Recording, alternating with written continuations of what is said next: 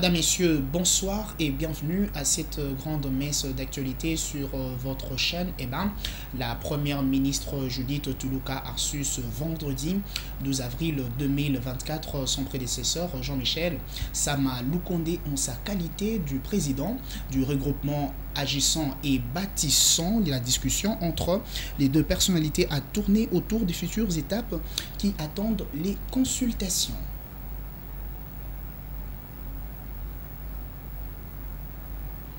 Dans sa casquette du président du regroupement politique dynamique agissant et bâtissant, AB en sigle, le premier ministre sortant Jean-Michel Sama Lukonde a été reçu ce vendredi 12 avril 2024 par son successeur Judith Toulouka Souminoa. Leur échange a été axé sur des orientations sur les futures étapes qui attendent les consultations de forces politiques, a déclaré l'ex-chef du gouvernement. Ce soir que nous avons reçu une invitation de son Excellence Madame la Première ministre en tant que membre du Présidium de l'Union Sacrée.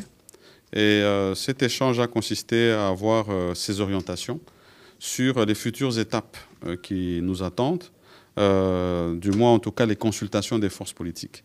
Et donc on a eu le temps d'échanger sur ces étapes que je viens de mentionner. Et il faut simplement maintenant attendre que nous revenions ici avec nos forces politiques respectives pour la suite de ces échanges. Et je pense que ça sera à cette occasion qu'on aura encore à livrer plus sur le message et le contenu des orientations qui nous ont été données par Madame la Première ministre. Des échanges toujours très courtoises et nous sommes maintenant à l'attente de l'invitation qui nous sera lancée. Nous, en tout cas, comme dynamique agissant et bâtissant, que je représente comme force politique au sein de l'Union Sacrée de la Nation. Et donc, on se dit rendez-vous pour ce jour-là. Rappelons qu'en marge de consultation pour la formation du prochain gouvernement, la première ministre Judith Toulouka a reçu le mercredi dernier quelques membres du Présidium de l'Union Sacrée de la Nation, dont Christophe Mbosonko Diampouanga, Vital Kamere et Bahati Lukwebo. Dans le même chapitre, le président du bureau provisoire de la Chambre basse du Parlement, Christophe Mbosso Nkodia, a de nouveau renouvelé son engagement afin de diligenter le travaux au niveau de l'hémicycle pour l'élection et l'installation du bureau définitif. Il a dit au sortir de son échange avec la première ministre Judith Toulouka au fleuve Congo Hôtel. D'abord, je dois remercier Madame la Première ministre pour cette audience. Eh bien, je pars avec une très grande impression de Madame la Première ministre. Ça, c'est la première chose. Et ce qu'il faut retenir, c'est que je suis satisfait des entretiens que j'ai eus avec Madame la Première ministre. J'ai parlé avec une Première ministre comme si il y a longtemps qu'elle est déjà à ce poste. Et je lui ai dit, vous allez réussir, tout comme j'ai beaucoup de collègues qui la voient à la télévision, qui disent, cette première ministre va nous surprendre agréablement. C'est-à-dire, elle va réussir. Eh bien, nous sommes en pleine préparation. Nous sommes en pleine préparation pour terminer les derniers points de la session extraordinaire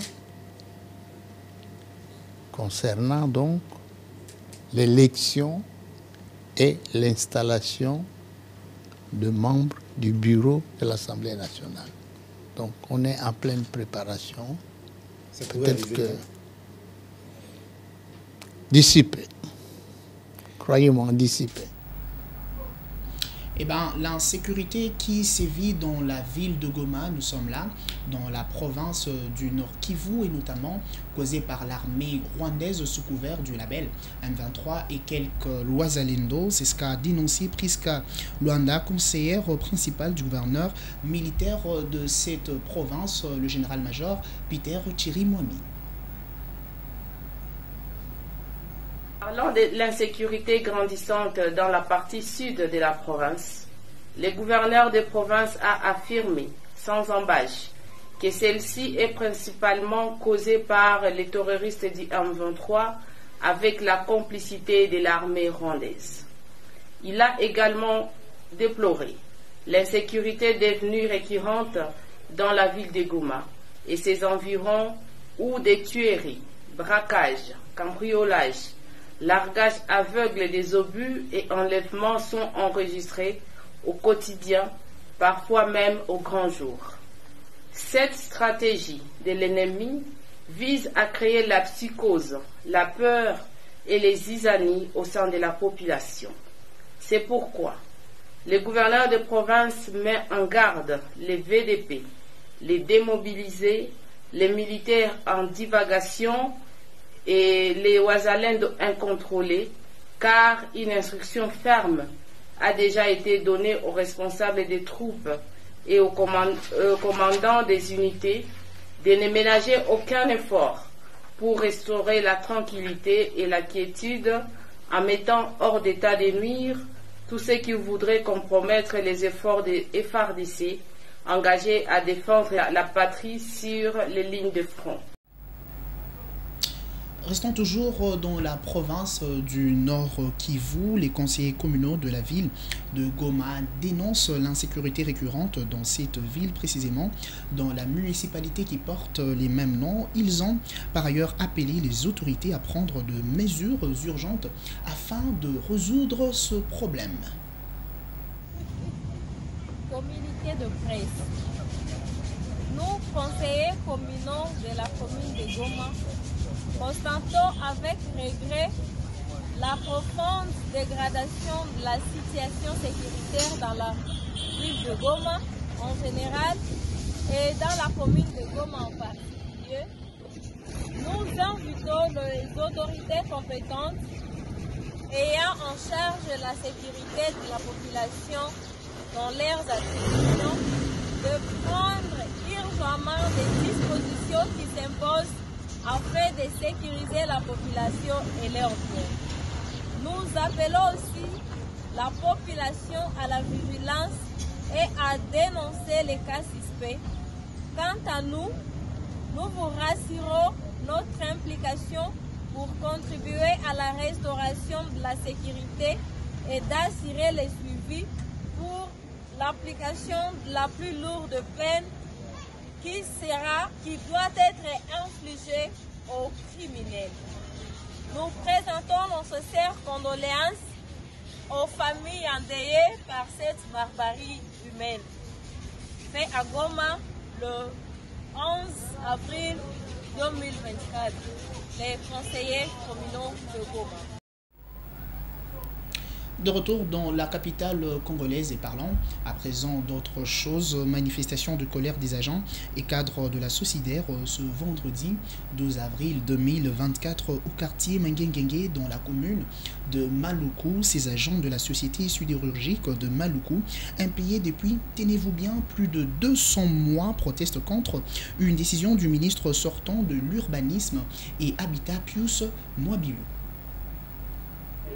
Le président Mobutu a signé une ordonnance créant la société. Kabila le père a signé l'ordonnance créant pour la société. Trésor Kabila, le fils, a signé l'ordonnance donnant maintenant toutes ces histoires de patrimoine de la société. Tous les contrats que les ministres ont fait avec les instituts ailleurs, c'est concernant tous les patrimoines, c'est-à-dire des maisons, des terrains, tout ça. Et nous avons vu aujourd'hui maintenant, ils sont en train de spolier d'abord les terrains par les chefs coutumiers. Avec quel droit? Maintenant, c'est Mwabilu qui signe un communiqué pour abroger les ordonnances des trois présidents de la République. Nous faire partie de la maison. La société ne nous a pas payé, les gens en pension ne sont pas payés, les arriérés de salaire ne sont pas payés. On veut le faire sortir, on doit tout perdre les 50 ans qu'on a fait ici. Nous sommes allés au ministère de l'Urbanisme et Habitat. Parce que quand ils sont venus en 2016, nous leur avons dit que ces maisons n'appartiennent pas à l'habitat, ça appartient à la société. nous avons brandi les 2 décrets. Respectueux qu'ils étaient, ils nous ont invités au ministère. Nous sommes allés avec tous les documents. On a présenté, nous étions entrés par 10 conseillers. On a présenté le problème, les documents et tout était fini. Et là, c'était quel ministère que vous... Il y toujours à côté du palais du peuple. C'est là que nous avons été reçus. On a tout expliqué, on a tout déposé. Nous sommes surpris de constater que maintenant on vient encore pour revenir sur les mêmes problèmes. C'est une provocation. Chacun a son origine. Je dis bien, chacun a son origine. Il ne faut pas qu'on réveille les ancêtres. Vous comprenez? Et puis, ce vendredi 12 avril 2024, une pétition a été lancée pour le départ du numéro 1 de la police nationale congolaise de la province du Sud, Kivu, Nicolas Lubala, qui s'est livré à votre rédaction à déplorer le silence inactif du gouverneur de cette province. Il est joint au téléphone par Solange Makwanya. Nous avons fait 3 jours de grève en transport en commun parce que même les derniers jours, même le privé ont emboîté les pas et aussi ont manifesté en laissant leurs véhicules à la maison. Jusqu'à présent, on n'a pas eu gain de cause parce que nous, on a déploré aussi le silence du gouverneur adjoint au niveau de la province du Sud Kivu parce qu'il est inconcevable que la population puisse manifester sa souffrance et que l'autorité puisse rester indifférente par rapport à ces problèmes. On ne sait pas si c'est juste questionner tout ce que le général est en train de faire au niveau de la province du Kivu, que ce soit aussi au niveau du général. On a trouvé qu'en tout cas il n'y a pas de compromis, c'est pourquoi on a terminé notre grève, mais aussi nous avons déjà lancé une pétition contre le départ du général de la PNC au niveau de la province du Sud Kivu. Nous avons demandé le départ pire un simple du général au niveau de la province du Sud Kivu. C'est à travers une pétition populaire que nous avons lancée déjà à partir d'aujourd'hui. On est en train de récolter des signatures pour demander le départ du général et nous envoyer un autre général réellement qui vient lutter au service de la population. En dehors de ces actions, nous avons choisi qu'une fois par semaine, nous allons faire une action populaire, une action citoyenne qui va contraindre le général à quitter la province du Sud Kivu et qui est Kinshasa, que les autorités au niveau national devaient réellement comprendre que la population est fatiguée par rapport à la gestion du général de la PNC dans la ville de Bukavu. Et notre campagne déjà s'intitule que le général puisse réellement quitter la ville de Bukavu. Ici, déjà, il est déclaré personne non grata au niveau de la province du Sud Kivu et nous, population, nous demandons déjà, on est en train de demander le départ du général. Et puis en société, l'avenue Kabambaré, dans son tronçon compris entre Dumarché et de l'école, est gravement détériorée de nids de poules et flaques d'eau. Entrave, allais-je dire, la fluidité du trafic routier sur cette artère qui relie 3 municipalités congolaises. Quinoise, allais-je dire. La dégradation criante et récurrente des artères dans la mégalopole congolaise devient une situation davantage inquiétante. Nous sommes sur l'avenue Kabambaré dans son tronçon compris entre les avenues du Marché et de l'école. Ici, l'asphalte est grièvement endommagé au point d'emprisonner certains véhicules. Des passants et habitants des environs en payent tous le prix. Des nids de poules, flaques d'eau usées et amas de sable tout le long de cette artère rendent cette voie routière impraticable. La situation est tellement alarmante au point d'affecter les piétons qui sont astreints de payer 500 francs pour passer à l'autre bord du macadam. Les riverains se plaignent du délaissement des autorités qui observent de façon inerte cette situation macabre.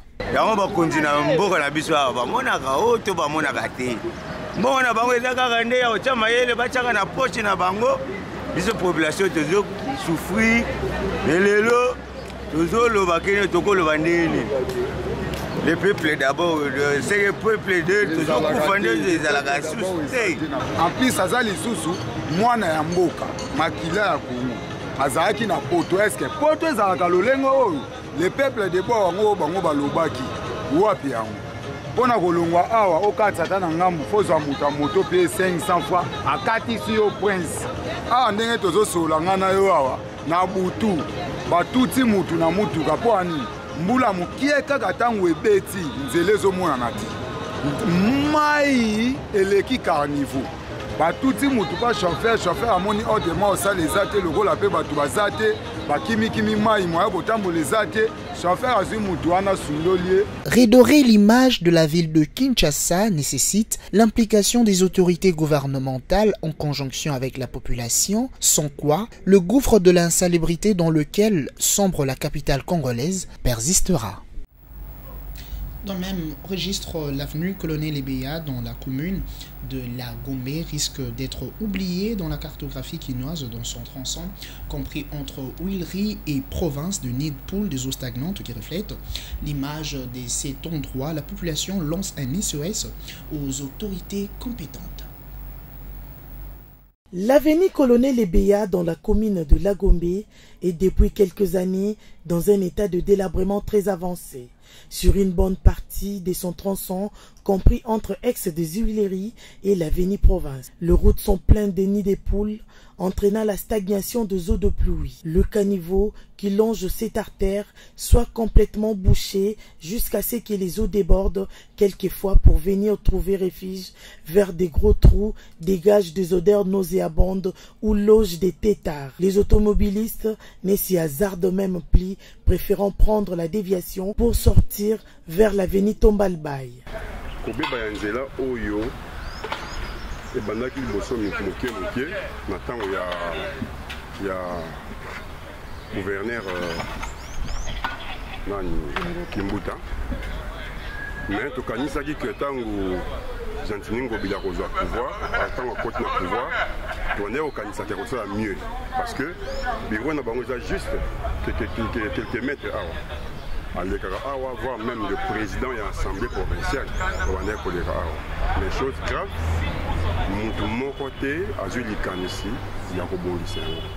Et le plus pire eza ke bazoleka awa nzela ezobeba nzela oyo ebeba babongisaka te so monika bayenda basimi mo mokie oyo tozobongisa miniti otanga batiki nzela ezobeba mai tala mai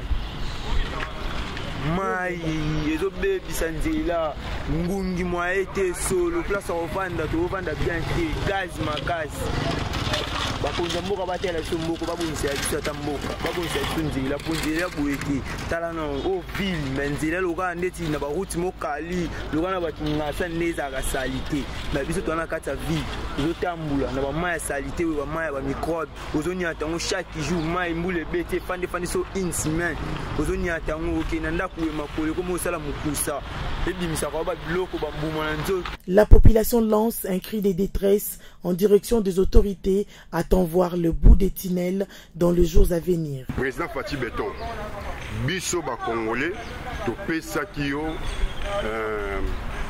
deuxième mandat. C'est pas que deuxième mandat de président Fatih, les apona bien côté président Fatih Beton.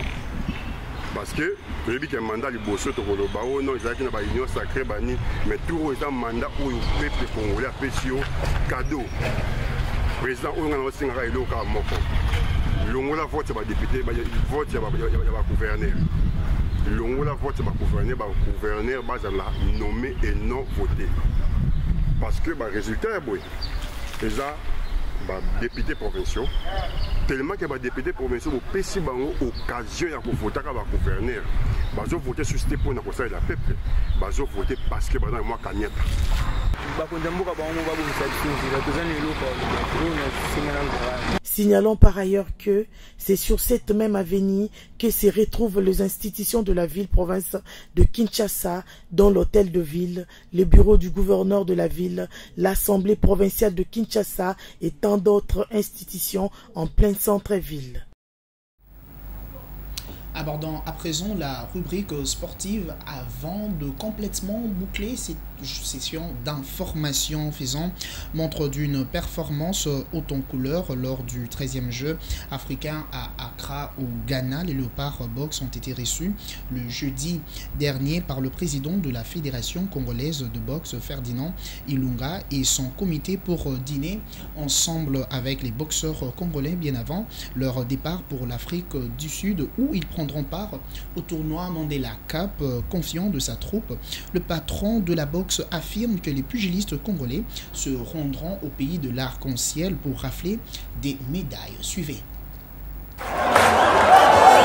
Après avoir hissé haut le drapeau de la RDC aux 13e Jeux africains d'Accra, les Léopards Box vont représenter cette fois-ci la RDC au Trophée Mandela en Afrique du Sud pour améliorer leur ranking mondial. Avant de voyager pour le pays de l'arc-en-ciel, les pugilistes congolais ont dîné ensemble avec le comité de la Fédération congolaise de boxe que dirige le général-major Ferdinand Ilunga Luoyo, qui a félicité les Léopards pour leur brillante participation dans ce grand événement sportif africain. Quand un enfant amène le résultat, on doit se comporter comme parents.